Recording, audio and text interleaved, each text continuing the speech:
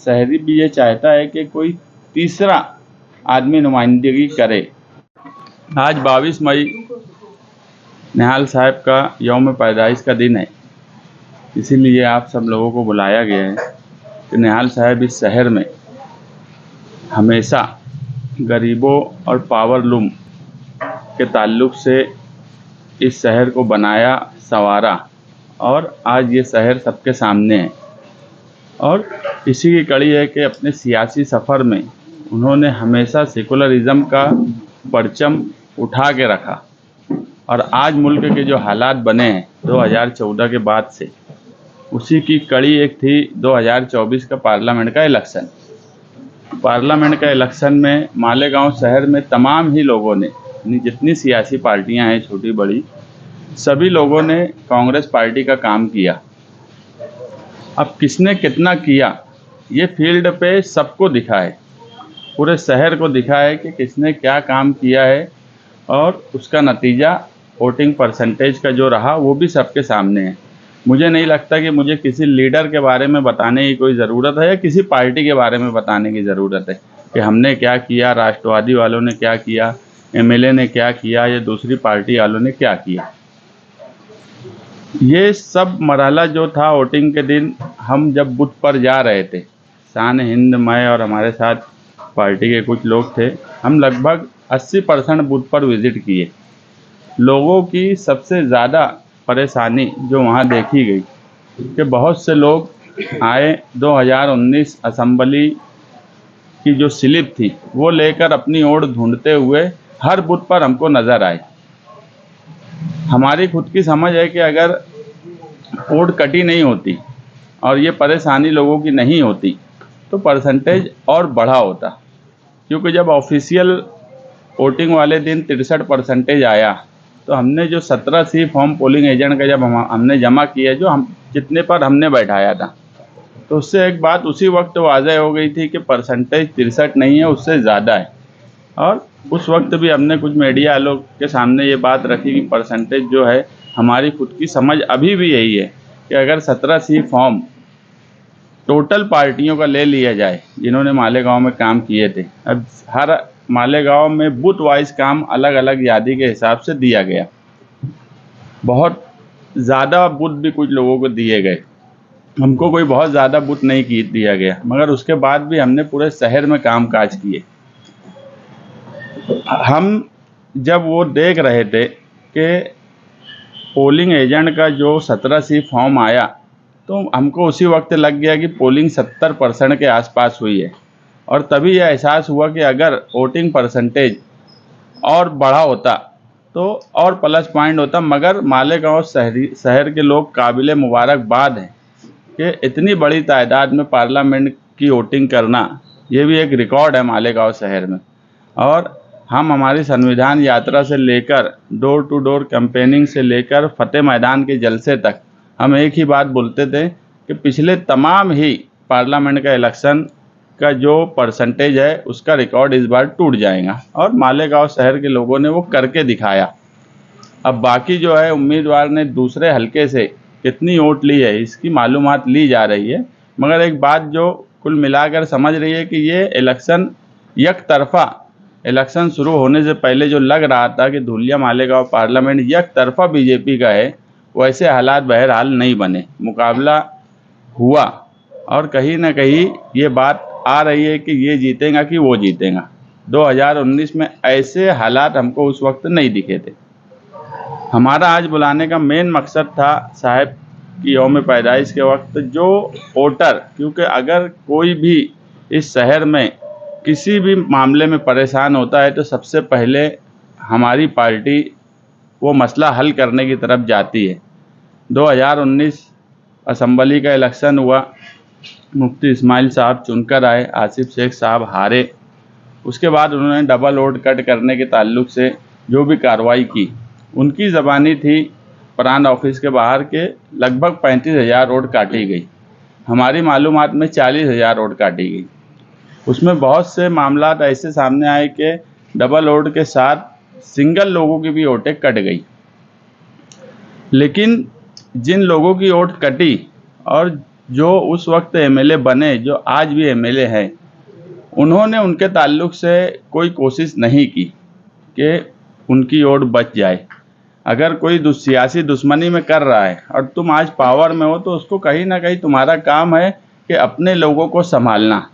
मगर हम मुसलसल देख रहे हैं 5 साल से, जो लोग भी मुफ्ती साहब के साथ में रहे, उनकी लिए पूरी दिल और जान से काम किया, वो सियासी पार्टी के वर्कर हों, वोटर हों या गली मोहल्ले के सोशल वर्कर हों, सभी लोगों को छोड़ दिया गया। कहीं पर किसी के ताल्लुक से अगर कोई परेशानी है, सियासी, समाजी, राशन कार्ड की, वोटर लिस्ट की या किसी भी तरह की, सिर्फ रिकॉर्ड के लिए अगर कोई सियासी पार्टी कुछ करती है, तो रिकॉर्ड के लिए मुझे अच्छी से ख्याल है कि एक मर्तबा कुछ 150 कार्ड, पीले कार्ड बांट कर उसकी ऐसी पब्लिसिटी यूट्यूब और अखबारात में दी गई कि जैसे बहुत बड़ा कामकाज किया गया, जबकि वो हैंडीकैप और ये एक शासन का वो निर्णय था। मैं बोला कि इस शहर में जब पीला कार्ड आया देवी गौड़ा सरकार के वक्त, जब निहाल साहब यहाँ के एमएलए थे, उस वक्त लोग ये बोला करते थे कि जो 37% बिलो पॉवर्टी लाइन जो है वो हर शहर में 37% थी। ये मालेगांव शहर वाहिद था जहां लगभग 44 से 45% लोगों का पीला कार्ड बना दिया गया। तो हम जो बोलते हैं कि दबदबा इसलिए बोलते हैं कि 37% ही अगर होता तो ये तो गवर्नमेंट की गाइडलाइन थी, वो तो कोई भी कर सकता था।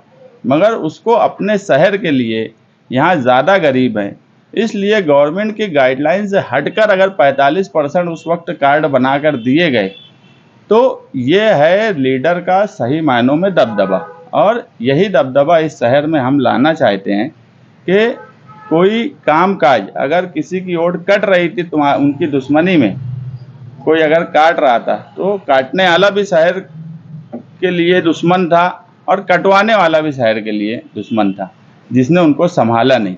आज फिरका परस्ती का ये हाल है कि आज अगर मैं ये बोलूँ कि यार मुसलमानों की ये 100 वोट काट दी जाए, तो मुझे नहीं लगता कि मुझे बहुत कोशिश करना पड़ेगा। आज पूरा डिपार्टमेंट फिरका परस्ती में डूबा हुआ है, ऊपर की लीडरशिप भी कहीं ना कहीं मदद कर दी होंगी वोट कटवाने में, कि अगर कोई वहीं का आदमी बोल रहा है कि ये वोट बोगस है और ये वोट सही नहीं है, तो इतनी बड़ी तादाद में किसी के बोलने से वोट कटती नहीं।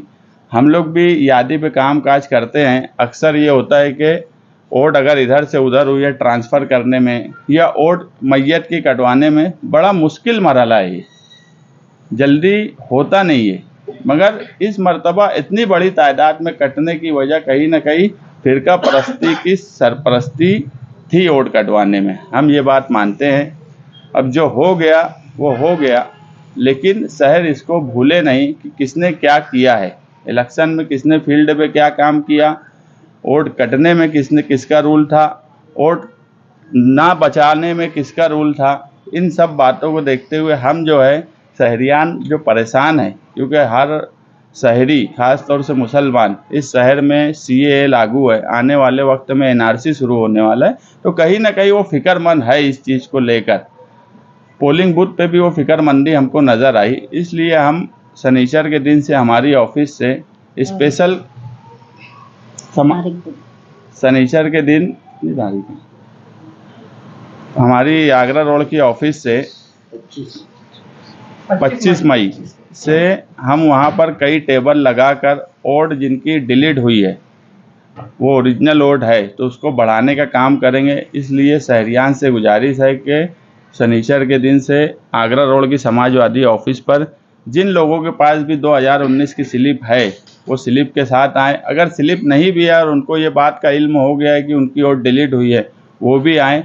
हम पूरी कोशिश करेंगे कि आने वाले असेंबली इलेक्शन में, जो भी इलेक्शन इसके बाद पहला है, उन सब की वोट वापस उसमें ऐड हो जाए यादी में, ताकि आने वाले वक्त में एनआरसी और सीएए के सवाल पर या किसी भी और इशू पर किसी को कोई परेशानी ना हो। तैयारी आपकी है या फिर आपका गठबंधन किसी और से होगा तो आप उसके साथ जाएंगे या कोई आपके साथ?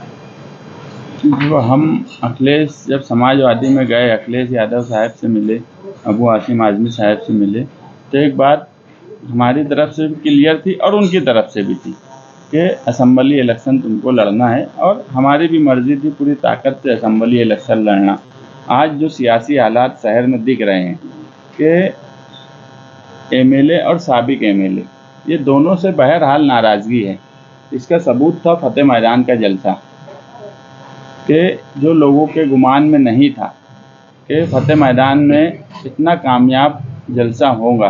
तो ये कहीं ना कहीं इन दोनों की नाराज़गी है, और हमको पूरा यकीन है कि शहर में पीछे 25 साल 99 के बाद से आज 25 साल होने पे आया है, वो 25 साल की तारीख भी जल्द ही आने वाली है। तो इन 25 सालों में शहर में ना डेवलपमेंट का जैसा काम होना चाहिए था वैसा हुआ, और शहर का जो दबदबा था वो ख़त्म होता चला गया।